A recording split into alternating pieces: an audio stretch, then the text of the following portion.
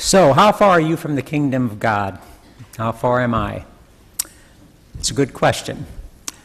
Now, in today's gospel, Jesus answered that question for the scribe before the guy even considered asking it. When the man agreed with Jesus about which was the first and greatest commandment, Jesus said to him, "You are not far from the kingdom of God." And I suppose that made the scribe feel really good. So how about you and me? How far or how near are we to the kingdom of God? Let's examine this in the context in this familiar reading from Mark's gospel. Now, for starters, it's always a good idea to look at a particular passage in the gospel in its own context. So if you read all of chapter 12, you see that it starts with these words, "And Jesus began to speak to them in parables."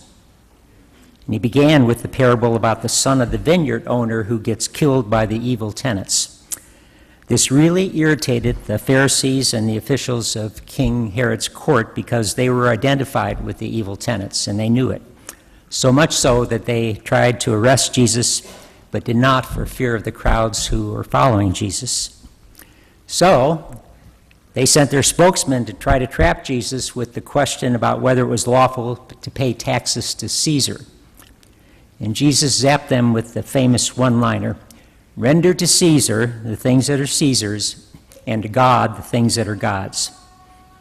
Next on the scene in chapter 12 are the Sadducees, and this was the party in Judaism that did not believe in the bodily resurrection. Well, Jesus cleverly took apart and refuted their concocted story of which husband of the lady who had married 7 brothers, one after the other, after each had died, which husband she would be with in heaven. My personal favorite's 5. So, okay. But that's another story. So that brings us to the current gospel passage of the scribe whose profession it was to interpret the law and all its many rules and regulations. You know what we call them today? Canon lawyers. It's true. Okay. So the context is that Jesus has been dealing with a bunch of yahoos who weren't really asking questions, but were just trying to box Jesus in and discredit him. But there's something about this scribe, most likely his sincerity in wanting to know, to really know, that must have appealed to Jesus. So Jesus dispensed with his sarcasm and he answered directly. The most important law is to love God. And then, as we know, Jesus tagged on the second law. You should love your neighbor as yourself. Now, the delighted scribe exclaimed, "Well said, teacher." And then the scribe goes on to say that the 2 laws Jesus quoted, love of God and love of neighbor, were, quote, worth more than all burnt offerings and sacrifices, end quote. Today, that would equate to saying that love is worth more than liturgies. Love is worth more than going to Mass. Love is worth more than receiving the sacraments. Love is worth more than having a PhD in theology or canon law. Think about that for a while. Now let's go to the really important part of this passage and dissect those familiar and powerful commandments. First and foremost, we are commanded to love God and God alone with our whole heart, soul, and mind. Now that law is the heart and soul of Judaism. It's found in the book of Deuteronomy, and it's called the Shema, which means Hear, O Israel, the first part of that. The Shema, which is prayed daily by devout Jews, and is written on a tiny scroll of paper placed in a mezuzah on the doorpost of every Jewish home, even to this day.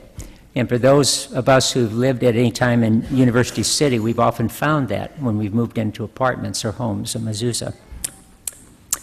So, why does this commandment have preeminence? Probably because it's foundational to reality. All that is, all that ever was, and all that ever will be owes its very existence to the God who created it. Everything comes from God. Everything belongs to God. And everything will return to God. In a sense, God is in everything that is. If God weren't in it, it wouldn't exist.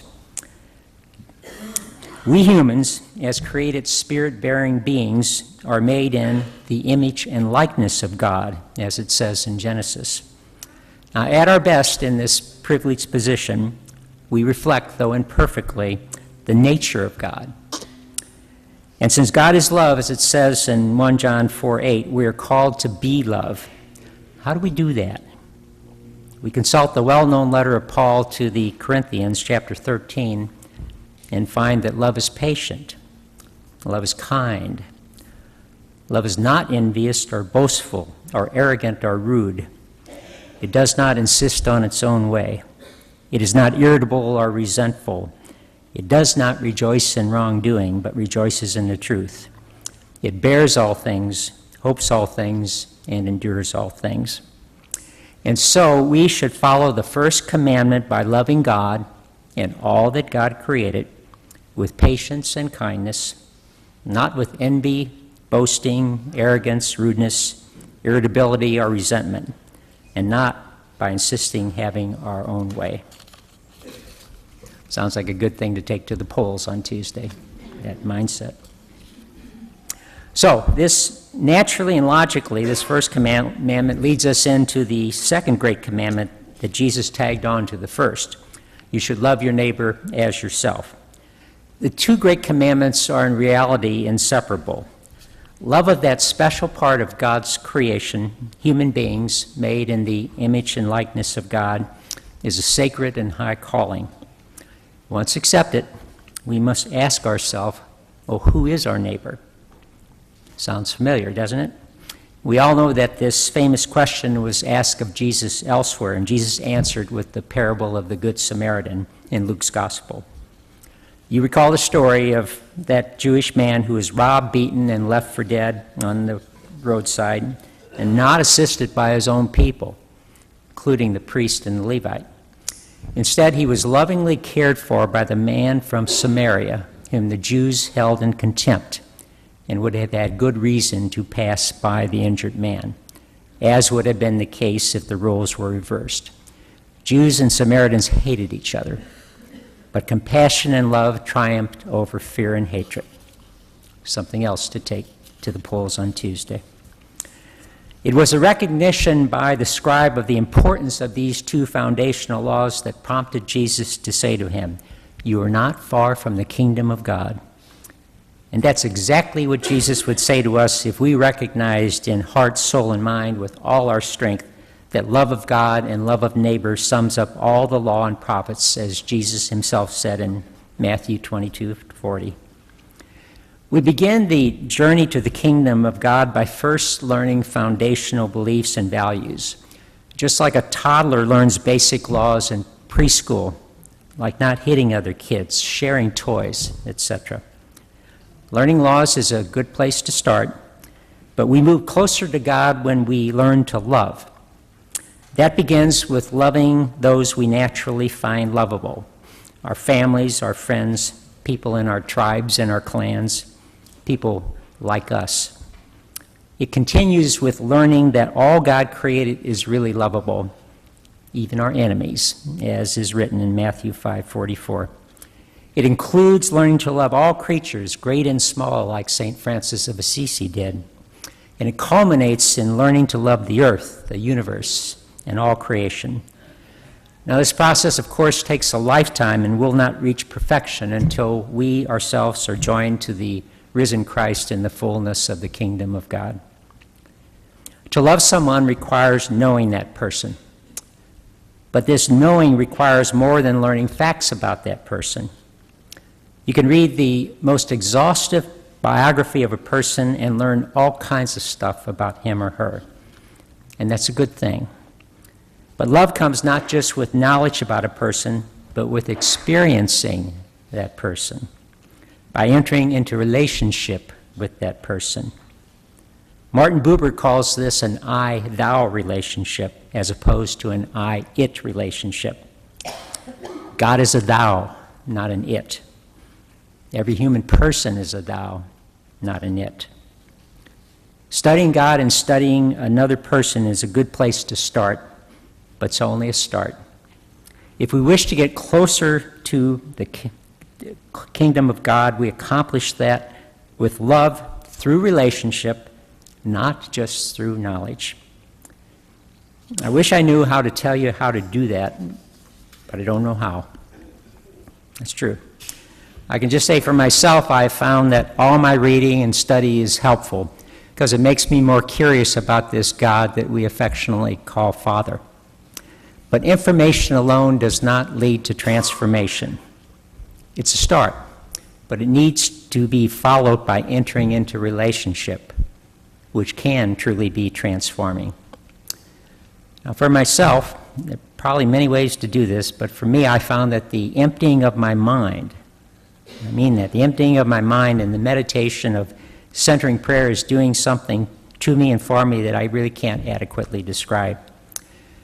You see, because my preconceived notions about any person and my preconceived notions about God are necessarily formed by my historically conditioned and limited outlook, mostly from my experiences in my family of origin and in my culture.